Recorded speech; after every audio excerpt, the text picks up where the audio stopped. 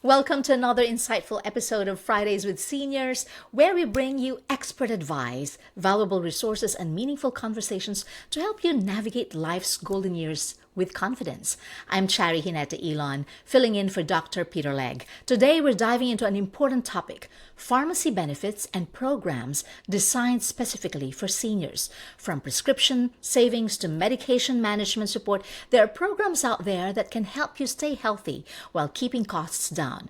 But are you fully aware of what's available to you? That's exactly what we'll explore today with expert insights to ensure you're making the most of these benefits. So sit back, relax, and get ready to learn how to take charge of your health with the right pharmacy programs at your fingertips. I'm going to be joined by Zabina Rahiman, Shine Manager of Senior Services Society of BC, and Tri Nguyen, Pharmacy Manager of Safeway Pharmacy and Robson.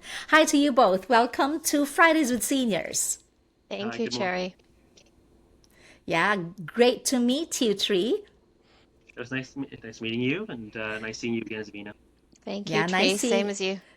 nice having you again here on Fridays with Senior Sabina. For both of you, what are the common challenges faced by the clients that you work with? Let's start with you, Sabina. Yeah, thank you, Cherry.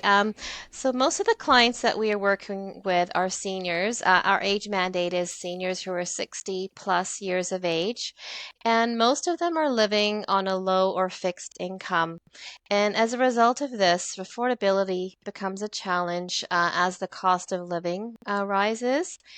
This results in often having clients having to choose from, what am I going to pay for this month?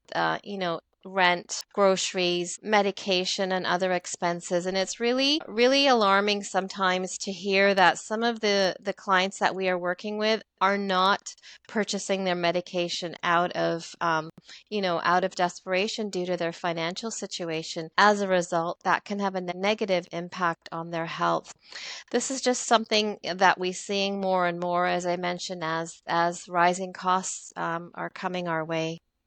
Yeah, what about you, Tree? What are the common challenges that you always face with your Definitely see clients? this on a regular basis. Absolutely. Coverage of medications is something that us pharmacists do help navigate for a lot of our clients, including seniors. There's a lot of programs in place in BC for BC residents, including BC PharmaCare. Not everyone knows about it. Not everyone's necessarily registered with it.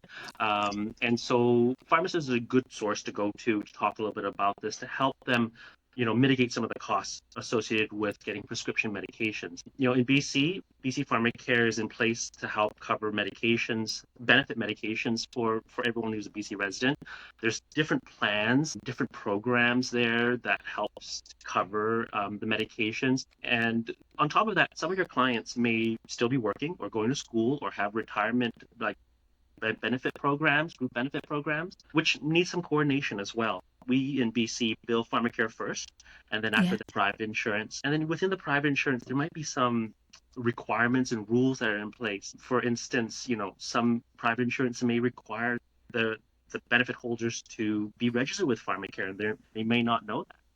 The other thing is that they may not know how BC PharmaCare works, even if they're registered. It's a deductible-based program, and it's based on your income that you report to CRA the last 2 years. And if you kind of forget to file your taxes or kind of neglect filing your taxes, your coverage might be suspended temporarily as well. So there's a lot of things out there that your pharmacist can help you understand, yeah. and mitigate some of the costs as well associated with getting medications.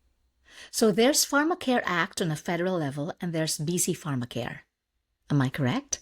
Yes.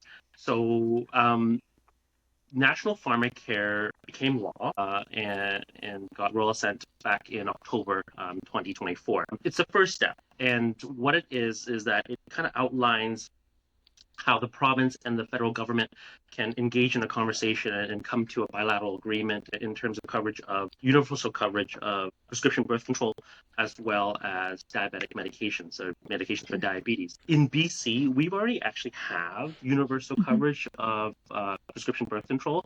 Right now, my understanding is that the conversation is still happening between the province and the federal government about diabetes medication. The Health Canada is still reviewing the list of diabetes medications they will cover and they will fully fund for universal access. So more information is to come. But in the time being, BC's always covered certain medications based on the BC PharmaCare program rules, Okay. and also some diabetic supplies as well. Yeah. And it's important for the seniors or for everyone else who need to apply and to register to BC PharmaCare. That's correct. Most people are registered, some are still not. And so engaging your pharmacist and understanding a little bit more about that. They've got information in terms of where to register. They might even have some information about like what is it like? I mean, is it based on a deductible? It is, and it's based on your CRA statements that you file every year. Yeah. Yeah. And Zabina, what other issues do you see in the work that you do with seniors? Um, Thank you, Tree, for actually mentioning about the importance of filing your taxes on time because that's something that impacts maybe getting or not getting your GIS, which would also impact, paying for medication. So some of the other issues that we're seeing is when clients do not have a doctor, a family doctor, and therefore they often go without, treatment or being diagnosed with an illness. And having a family doctor plays such a key role in managing your health and in preventative care. Yeah. What other issues do you face, Tree, With regards to, in the regards to your clients in the pharmacy? I think access to family doctors is a big one. Yeah. Yeah. Um, we have a lot of clients from various, backgrounds that have either lost a family doctor or don't really have a primary care provider. What's happening in terms of the interim is that they're either going to walk-in clinics or virtual health or telemedicine to get access to health care, or going to an urgent care center or emergency to get health care, going to walk-in clinics to renew their chronic medications for blood pressure, diabetes, cholesterol. And pharmacists actually using some of their scope of practice to providing prescription renewals as well as emergency supplies for continuity of care. Definitely one of the concerns that I've had about having a family doctor is just timely access to care. Yeah. And that could be, Yeah. that could result in under managing their chronic conditions or just worsening of acute disease, and just delays in prescription renewals. There are things that are in play that helps to mitigate this in the province, and pharmacists play a role in that too. Yeah, that's great. But Yeah. Zabina, if Hmm. there is sometimes a difficulty in securing a family doctor, does SSB? Yes. Well, try and point clients to the right direction. We go online and we try and search for that. But I do want to also say, also in what we're seeing with clients that we work with that do not have a family doctor, they end up often going to the emergency of at hospitals, and sometimes there's longer wait times there at hospitals, and it just puts a heavier burden on emergency rooms in hospitals. So that impacts too. But we do what we can to try and, recommend that they try and visit a walk-in clinic. I know there's wait times there, but we really do encourage that they do try and get connected somehow, especially when they're already living with a condition and maybe they have stopped taking their medication, maybe their prescription has changed, maybe their health has changed and they need additional medication. We do try and stress the importance of it to them, and it kind of comes into where our case planning comes involved in the picture as well. It's not just about finding housing, but it's trying to connect them to all resources in their community that they need Yeah. yeah. Tree has mentioned earlier BC PharmaCare. Tree, well, what are the other services that BC PharmaCare can do, like the BC PharmaCare minor ailments and contraception service? Can you further expand on this? Absolutely. One of the things that pharmacists have been able to do for a while is to renew prescriptions and provide emergency supplies. But just more recently, since June 2023, um, our scope have expanded a little bit more to get us more involved in the healthcare of British Columbians, and that's providing assessments for minor ailments and contraception services. And, along with OTC, over the counter medication recommendations, we can prescribe now for Okay. certain medications for certain minor ailments. We've got 21 of them, actually, which really helps with access. Once again, with people who may not have access to a family doctor or they can't get into a walk-in clinic over the weekend, they can now pharmacists for certain things like urinary tract infections, cold sores, traditionally things that we cannot prescribe for, but now we've got that authority to do so. Yeah, that's very helpful, right? Like you can't just go walk into an urgent care because of a cold sore, but Yeah. going to a pharmacist and having you prescribe that to the one in need is a great help. Exactly. And majority of the time, pharmacists are already the most accessible healthcare professional out there. I mean, you're going to the grocery Yeah. store, you're grabbing your milk, you're grabbing your eggs, but then you have a question about your medication you're taking for your cholesterol, or you've got a neighbor who's got a cough or a cold, and you want to get something for them, and you have some questions. You walk up to the counter. Most of the time, you don't need an appointment. And it would be the same thing with minor ailments. Some pharmacies will have appointment-based programs where you can book with them directly, or you go to a pharmacy services website on BC Health and book through there and find a pharmacy that is providing the minor ailments, consultations and prescribing, and book, for that same day or the next couple of days. So access has been tremendous, has always been tremendous for pharmacists. I'm sorry, for the public to the pharmacist. And so this expanded scope just helps with access to timely care for acute minor ailments. Yeah. In addition to medication refill and having that prescription given to your clients, what other services can you give to a client who comes to a pharmacy?